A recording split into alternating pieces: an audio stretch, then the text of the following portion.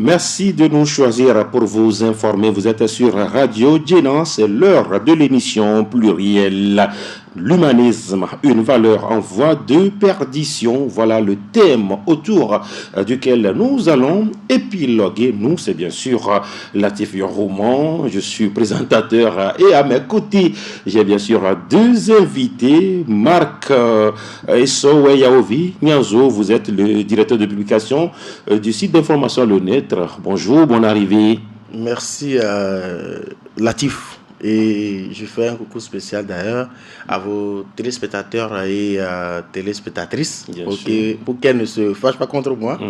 Et également à tous ceux-là qui vont nous capter au cours de l'émission. Merci d'avoir accepté justement notre invitation également en studio. Meshak Kibendo Nyaro de Radio Djena. Meshak, bonjour. Bonjour Latif. Vous allez bien? Je vais très bien. Le sourire même en dit long. L'humanisme, c'est quoi l'humanisme, chers confrères? Quand on parle d'humanisme, c'est quoi, Marc? Rebonsoir Latif. Humanisme, si nous pouvons le dire, et d'entrer en jeu, c'est d'être humain, tout simplement. Démontrer le bon sens que nous avons en nous, le bien que nous avons en nous. Toutes ces personnes qui respectent la dignité, le respect, le droit, et toutes ces personnes-là, on peut les appeler humains.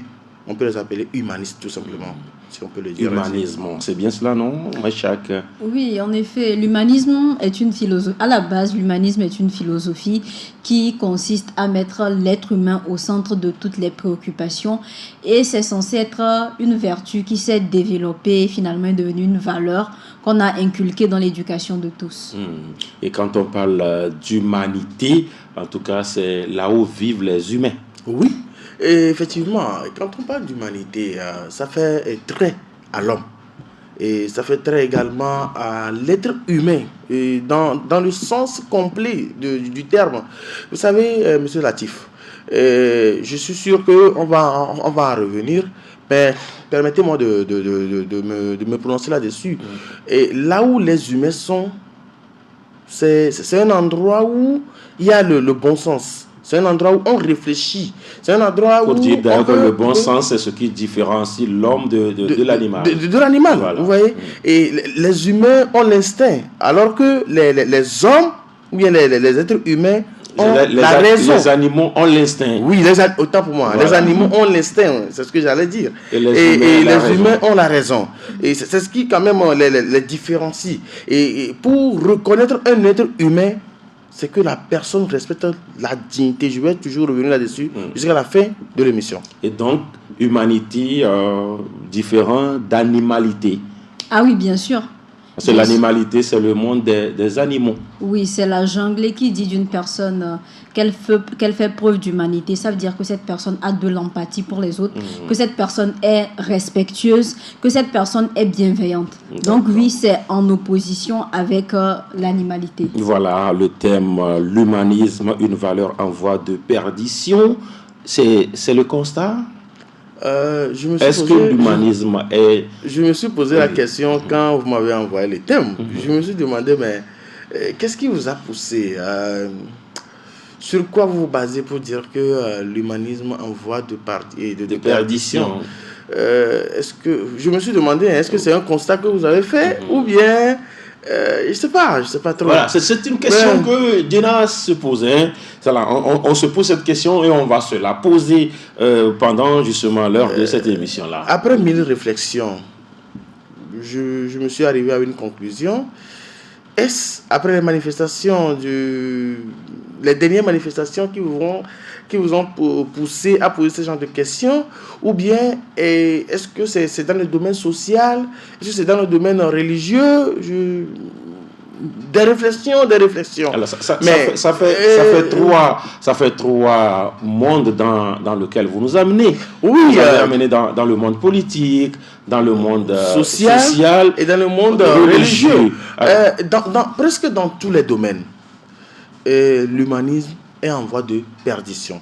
Ça, c'est un constat. Alors vous faites le constat? Oui, c'est un constat, c'est une évidence.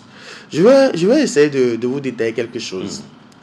Quand je prends le domaine religieux aujourd'hui, Dans le domaine religieux, il y a ce que nous appelons pas le sacré. Et nous avons décrassalisé beaucoup de choses aujourd'hui. Et dans le monde religieux, on cultive les valeurs, on prône les valeurs. On nous demande, entre guillemets, de ne pas se donner à la sexualité avant le mariage. On nous demande de cultiver les vertus, d'être pieux. Vous voyez? Mais aujourd'hui, le monde dans lequel nous sommes, on ne les voit plus. Peu importe les prédications, peu importe les prêches que les pasteurs, les hommes de Dieu font, on ne les voit plus. Dans le domaine social, vous voyez, dans le temps, dans l'Antiquité, il y a certaines choses que nos grands-parents ne faisaient pas. Et dans notre langue, on dit « et nous mao mao ». Il y a des choses que vous ne pouvez jamais faire. C'est-à-dire, l'humain, rabaisser l'humain, humilier la personne, votre prochain. Nos aïeux cultivaient ces valeurs-là et ils ne s'adonnaient pas à ce genre de choses. Vous voyez? Dans le monde politique, certes, la vérité n'est pas dans ce monde, mais on fait preuve d'humanisme. Mais aujourd'hui, on peut quand même... notre fameuse phrase, les accords n'engagent que les signataires. Les signataires. Ce qui veut dire que ce que nous nous sommes dit, à cause de l'intérêt personnel, on peut faire fi de ces choses-là et dire autre chose. Et on s'écarte de l'humanisme. Tout simplement. D'accord. Est-ce que vous partagez totalement tous les points qu'il a touchés? Il a parlé du domaine religieux, où justement l'humanisme a fui également ce domaine-là. Vous partagez son avis? Oui, mais d'une autre manière. Parce que si on prend la définition de l'humanisme qui consiste à mettre l'être humain au centre des préoccupations, je dirais que ce qu'on voit de nos jours, c'est que l'être humain est au cœur de ses propres occupations. Chacun s'occupe et se préoccupe de lui. Mais on ne pense plus à l'autre. Alors que l'humanisme consiste à penser... Vous parlez de l'égoïsme alors? Oui, parce que l'humanisme, c'est le fait de mettre l'être humain, que ça soit dans les décisions publiques, politiques, religieuses, c'est de mettre l'humain en avant. Au centre de tout. Au centre de tout. De concourir à son bien-être à travers les décisions qu'on prend. Mais aujourd'hui, ce qu'on constate, c'est qu'on est dans une société intéressée, donc l'être humain ne s'occupe et ne regarde que sa personne. Donc, en ce sens, on pourrait dire que oui, que l'humanisme est une valeur en voie de perdition. D'accord. Alors, justement, maintenant, de façon pointue, oui. Les religieux aussi ont perdu l'humanisme? Oui, d'une certaine manière. Comment? Oui, parce que, par exemple... De ce que je sais, je suis assez jeune. Les pasteurs ne se préoccupent plus de leurs fidèles. Oui. Est-ce que les imams ne se préoccupent plus de leurs fidèles? Bon, peut-être si c'est exagéré, de ceux qu'ils dirigent, si je peux le dire ainsi. Oui, même si vous écoutez les prêches de maintenant, c'est un peu différent de ce qu'on faisait il y a de cela quelques années.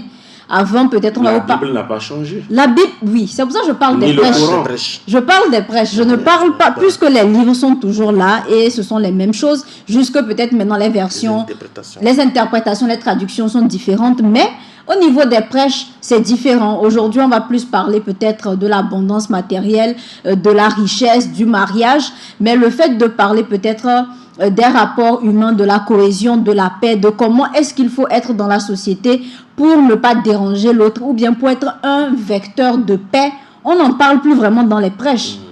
En tout cas, c'est en train de diminuer. Et aussi pourquoi j'ai pu le constater, par exemple sur les réseaux sociaux, vous allez constater que depuis un moment, il y a des prédicateurs qui vont poster, qui ont des pages, dans leur stratégie de communication, qui vont diffuser des extraits des vidéos de prêche. Et vous allez voir que là où on parle de richesse, là où on parle d'argent, de réussite, d'évolution, il y a plus de likes, il y a plus d'engouement, il y a plus de portée. Les gens aiment bien. Mais là, on va parler de paix, de non-violence, de considération de l'autre, de civisme et tout. Il n'y aura pas forcément beaucoup de monde. Donc, d'une certaine manière, les individus aussi, parce qu'ils sont centrés sur eux, orientent le sens des prêches. Et tout le monde est mélangé dans tout ça.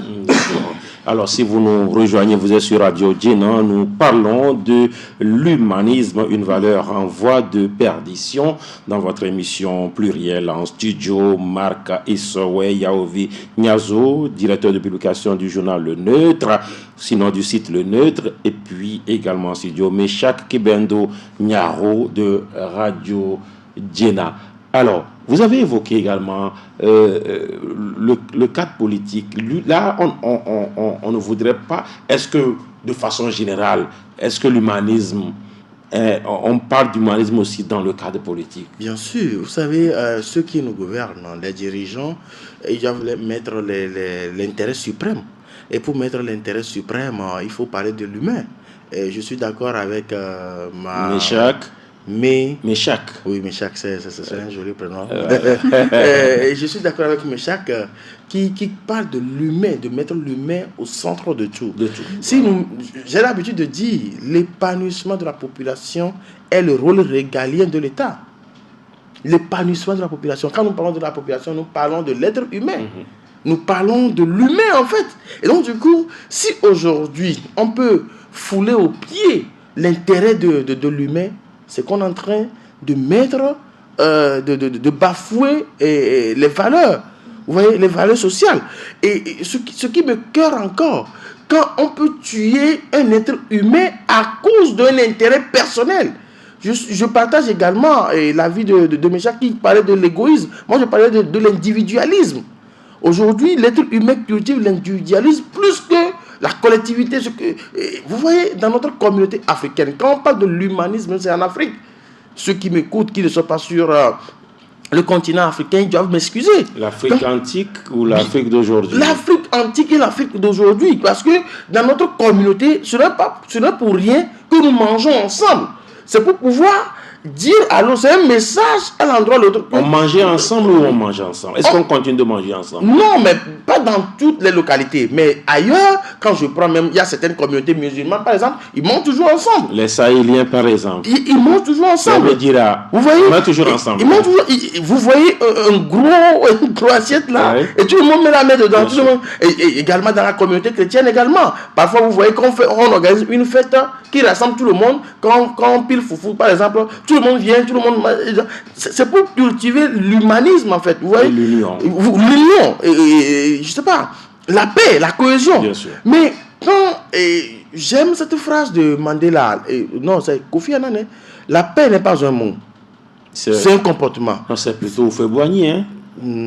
Ah bon? C'est Houphouët-Boigny qui l'a dit. Là, d'accord. Oui, la paix, ce n'est pas un mot, c'est un comportement. C'est un comportement. Donc, du coup, ce que nous disons, il faudrait que ça se reflète dans nos comportements.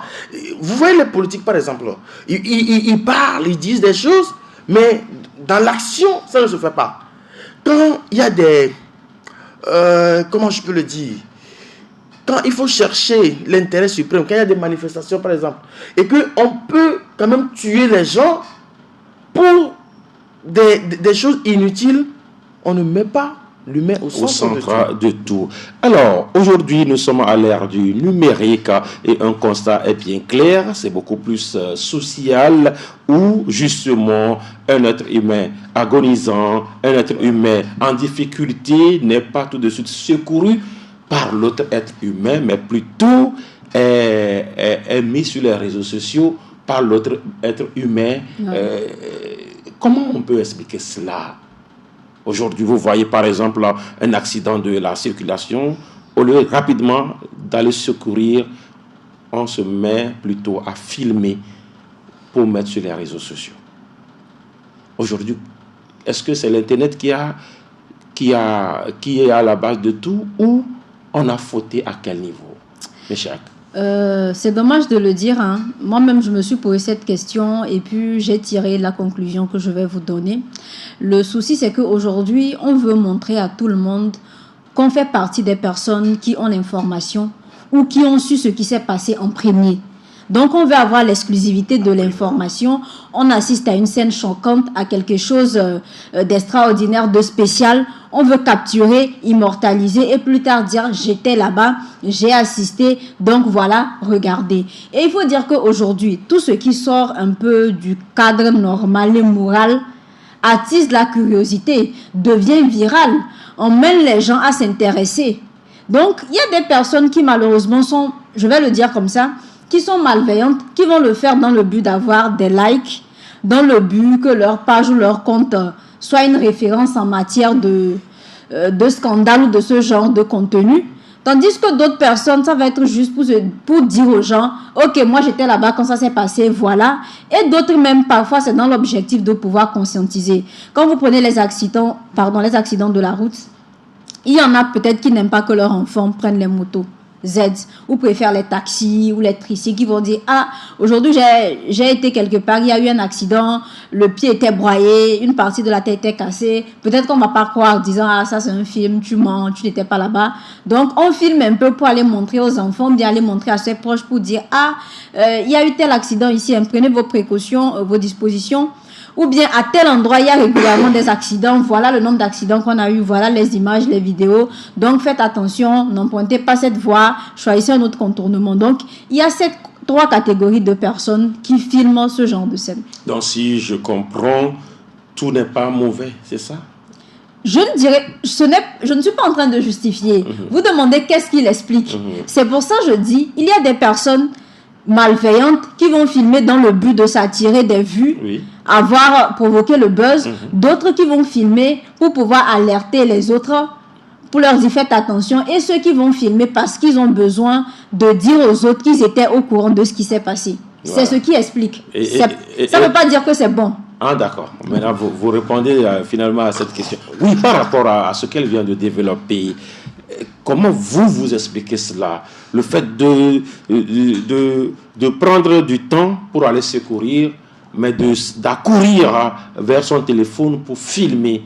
Je pense qu'elle a donné des exemples précis et elle a essayé d'expliquer déjà de fond en comble les raisons qui justifient leur action. Moi, je vais prendre juste un autre cas. Vous voyez, tout le monde est devenu journaliste, homme de médias. Oui. On veut avoir la primeur de l'information.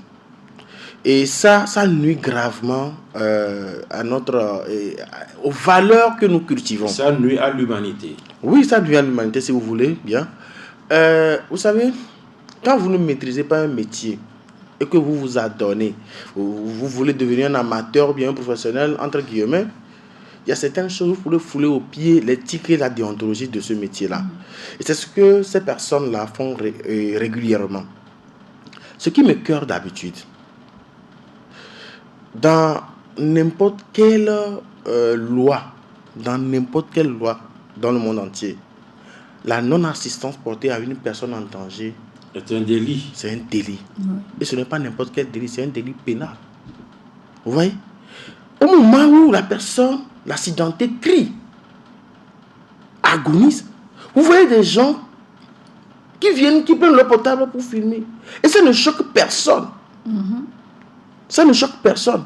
Parfois, ce qui m'énerve encore le plus, c'est les autorités, pas les autorités, mais ceux qui viennent, les sapeurs-pompiers, non, pas les sapeurs-pompiers, les policiers, pour faire un rapport, pour que 6 mois après, on puisse sortir un rapport, qu'il y a tel accident et autre là. Eux aussi, ils viennent, au lieu de secourir la personne, ils prennent des vues.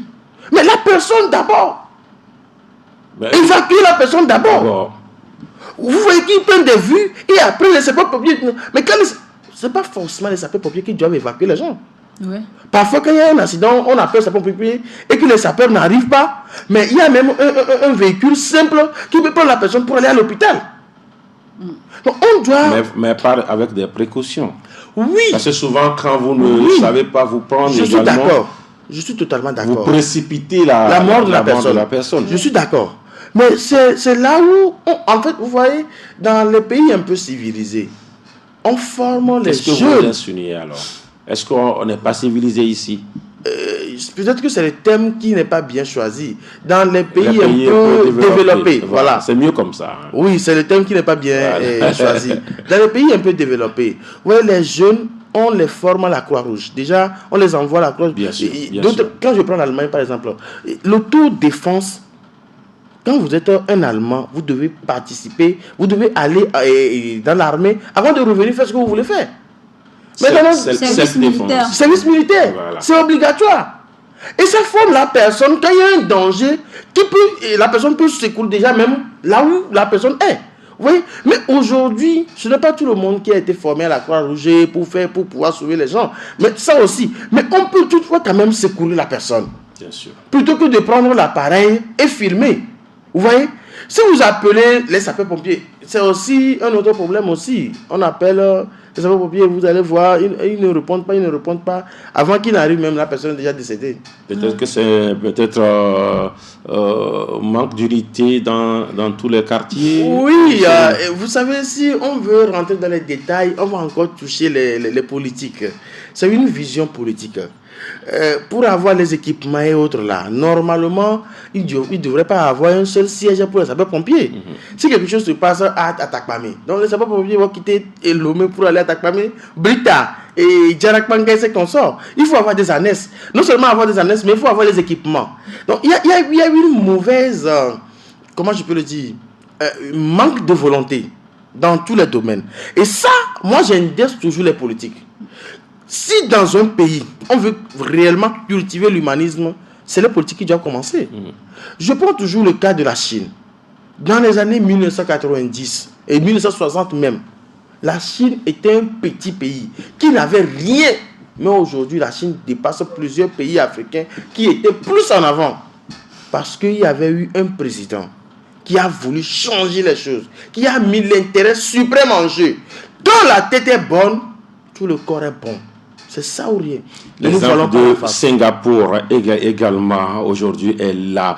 Lorsqu'on revient forcément à notre thème, vous avez parlé de politique, mais au-delà de tout, on va parler de civisme. Parce que prendre le téléphone et filmer son frère agonisant, je ne vois pas les couleurs politiques là-bas. Ça, c'est le civisme, non? Oui, ce n'est pas du tout normal. Ce n'est pas du tout normal. Avant même de répondre à cette question, je voulais revenir sur l'exemple qu'il a donné du fait qu'on assiste parfois à un accident, à une situation malheureuse et la population, les personnes qui sont là, ont du mal à aller amener la personne à l'hôpital. Et c'est vrai. Aujourd'hui, vous allez voir en pleine circulation, il y a peut-être une personne dans son véhicule personnel, il n'y a pas de passager, on a la possibilité de l'évacuer.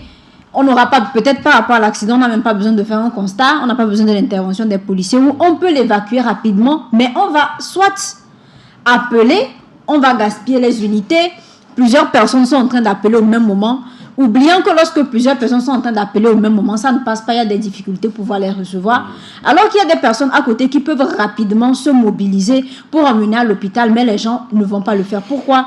Parce que malheureusement, quand tu vas aller à l'hôpital, on va penser que c'est toi le coupable, c'est toi qui as commis, c'est toi l'auteur de cet accident, ou c'est toi qui vas être maintenant emmené à dépenser. Et je pense que c'est ça aussi les premiers soins qui découragent, parce qu'il faut le reconnaître. Parfois, je dis ce qui arrive, les décisions qu'on prend, bien les valeurs qui se perdent, c'est en raison du comportement des autres dans le passé. Parce que si, par exemple, on a évacué par le passé des gens à l'hôpital, et que les personnes généreuses ont décidé d'investir pour les premiers soins et qu'après la famille n'a pas remboursé, bien n'a pas fait preuve de reconnaissance, les gens qui ont été témoins de cela ne vont pas le refaire. Donc il faudrait aussi qu'on corrige ce genre de comportement. La personne qu'on a aidée peut-être même se contente de dire merci, ne vient pas après saluer la personne, poser les actes qu'il faut pour que la personne soit contente. Donc cette personne aussi, ça peut l'emmener demain à dire, moi je ne vais plus aider quelqu'un à investir de mon temps et de mon énergie. Donc oui, aujourd'hui les gens assistent à des événements, on a la possibilité même très vite de se mobiliser, à défaut d'avoir un véhicule, de prendre un taxi, on se cotise des 500, 200 000 francs rapidement, peut-être avec un 5 000, 10 000, on l'emmène à l'hôpital, la personne qui l'a accompagné assure les premiers soins, ou même dans une clinique à côté. Parce que le souci aussi, c'est ça, le temps d'aller à l'hôpital, c'est un problème. Mais comme on sait que dans les cliniques, ça va coûter cher, on préfère dire, nous allons attendre l'ambulance, nous allons attendre la police, et ce qui va être fait, va être fait. Malheureusement, il y en a qui succombent dans cette situation. Et ça fait deux problèmes que vous soulevez, le problème du pouvoir d'achat, mais aussi le problème d'incivisme, non? Oui. L'incivisme. Oui, mais avant de revenir sur le problème d'incivisme, ce que Méchac vient de dire, c'est important. J'étais allé au Ghana et à Accra entre-temps, il y avait eu un accident. Et homme de médias que je suis, J'étais à côté de ces gens-là. Vous avez voulu filmer vous aussi? Non.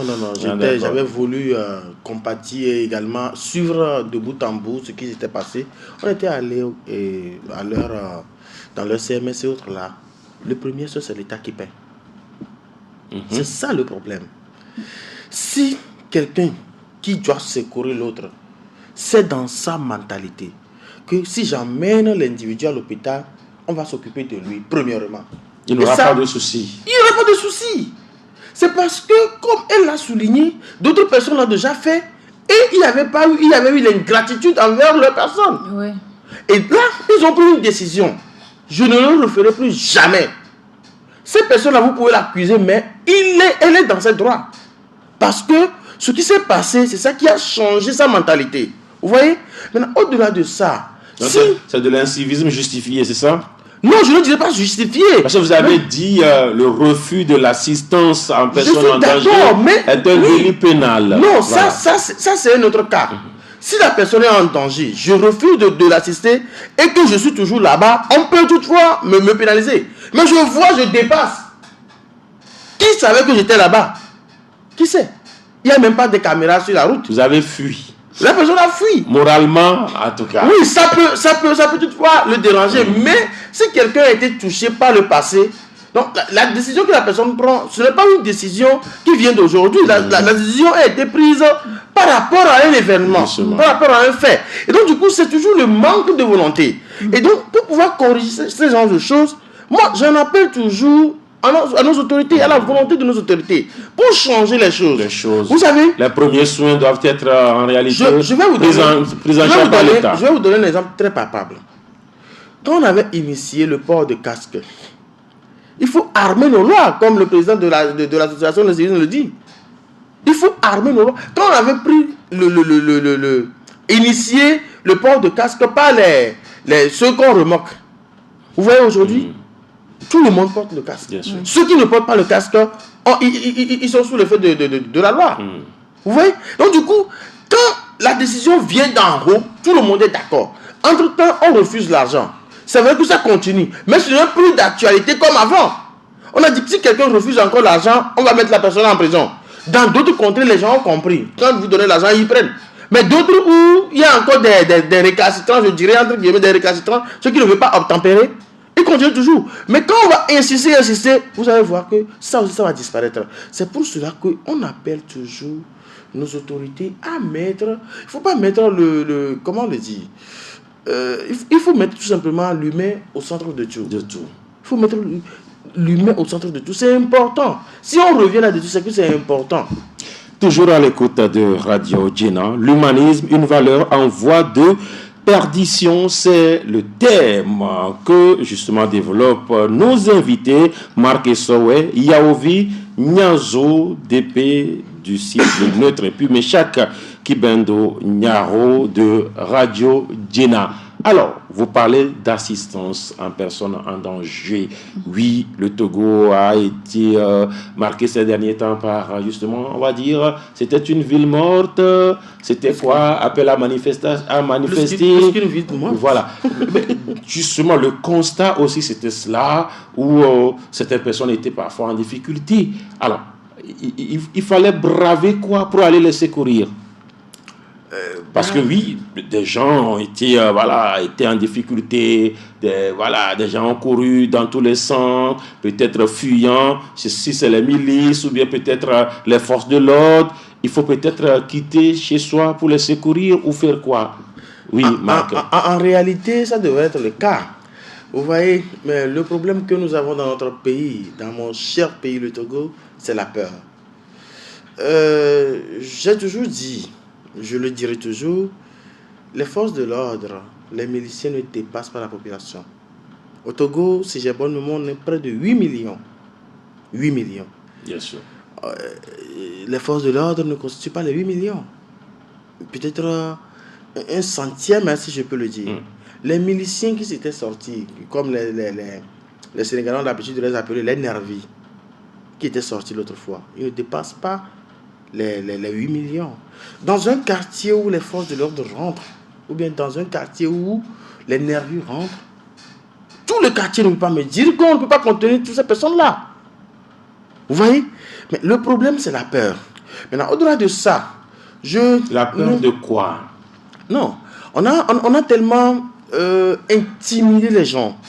L'intimidation a fait que les gens, depuis notre enfance, moi j'ai toujours dit ça. Ma mère m'avait interdit de faire le journalisme. Parce que c'est dit que quand un journaliste parle, on va l'arrêter après. Vous voyez? Il ne voulait pas, voilà, qu'on arrête son fils. J'ai été courageux, j'ai dépassé cela. Puis à chaque instant, elle nous rappelait ça. Pourquoi tu veux devenir journaliste? Tu peux devenir autre chose. Voilà, Léola. Olalio. Olalio. Et parfois même, je vous dis, quand je parle, sur les antennes, elle écoute. Elle m'appelle. Elle finit, Olaliola. Oui, donc c'est ce genre de choses, ce genre de phrases que nous répétons chaque instant. Entre-temps, vous aurez constaté que j'avais dit que non, il y a certaines choses, nous ne devons pas les dire. Allons-y seulement. Mais les cas, mais non, on est dans quelle corde? Dans quel cas? Mais les cas, vous pouvez mourir, on n'est pas dans... Non, ce qui fait que ça, psychologiquement, spirituellement, ça a des effets sur nous. Maillot, je dois t'appeler, c'est mieux que de dire que on n'est pas dans une corde. Non, moi, il y a certaines choses, quand tu me dis je refuse, je dis non. Bon, mais les cas, mais c'est quand même une langue. Non, c'est qu'il y a certaines choses spirituellement, ça agit. Vous voyez? Quand vous répétez des choses, ça agit sur vous. Vous voyez? Donc, c'est ces petits trucs-là qui font que vous aurez constaté que les gens ont filmé. Et il y avait même certaines personnes qui criaient. Comment je peux le dire? Ils criaient à la place de ces personnes qu'on frappait. Pourquoi vous regardez comment on les frappe là? Regarde. Ils exprimaient leur tristesse, tout simplement. Mais ils n'arrivaient pas à aller les secourir. Et vous pensez qu'ils pouvaient aller les secourir? En réalité, pourquoi pas? Pourquoi pas? J'ai vu les vidéos de Kenya l'autre fois. Il y avait les forces de l'ordre qui se ruaient sur une personne. Tout le monde était venu. Ils s'étaient pas dit. Il faut les dissuader. J'avais également vu une ancienne vidéo, quand on était encore sur le campus. Il y avait les forces de l'ordre qui s'étaient rués sur un étudiant. Tout le monde était venu, ils étaient partis. Je ne sais pas si vous avez vu la vidéo. C'est la solidarité. C'est la solidarité, on pouvait le faire. Mais c'est la peur qui nous emprisonne.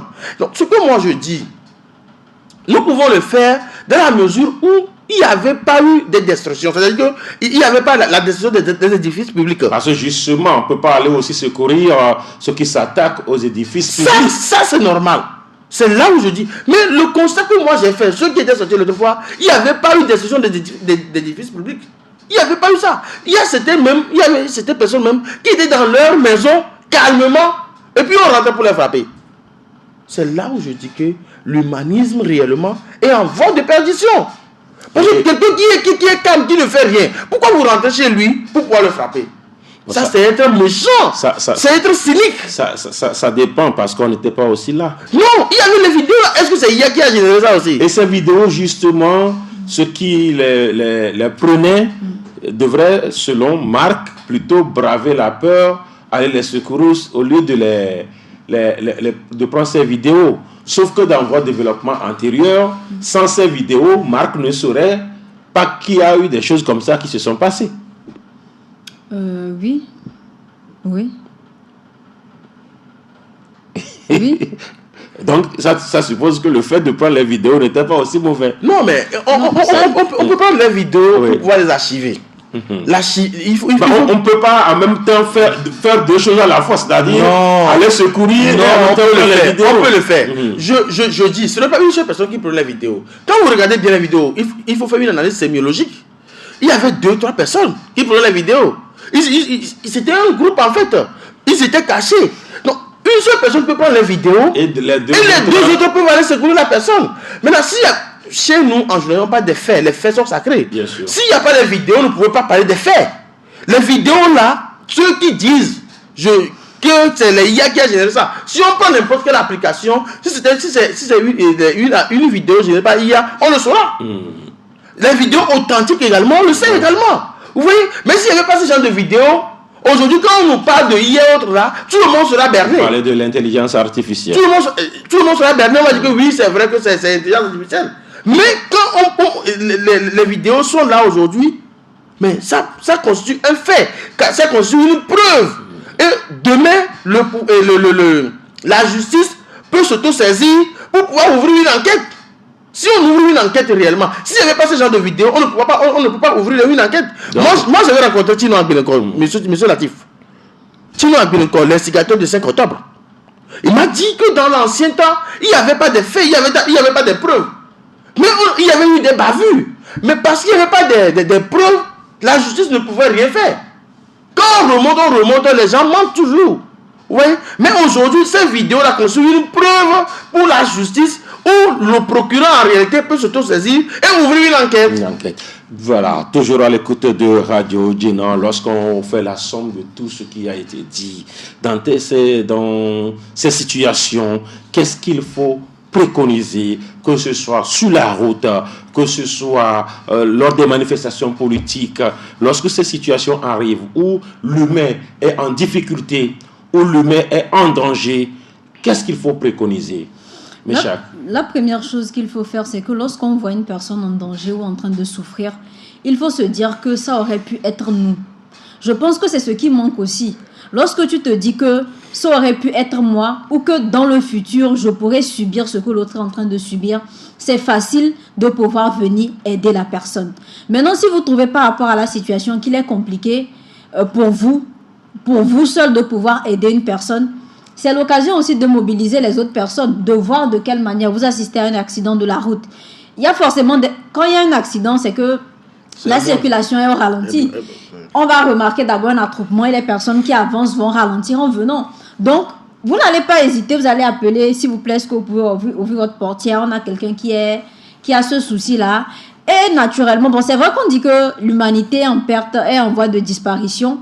Oui, l'humanité, parce qu'on parle d'empathie et de respect. En voie de perdition. En voie de perdition. Mais les gens, quand même, face à une blessure, à un enfant qu'on voit, peut-être on a maltraité, des blessures, victimes de violence, les gens ne vont pas hésiter. Donc, il faudrait qu'on commence par se mettre à la place des autres et qu'on se dise que ce qu'on est en train de faire, c'est le bien qu'on est en train de faire pour quelqu'un. C'est vrai que les gens ont été victimes d'ingratitude, mais à un moment donné, la première chose à laquelle on doit penser, c'est la vie humaine.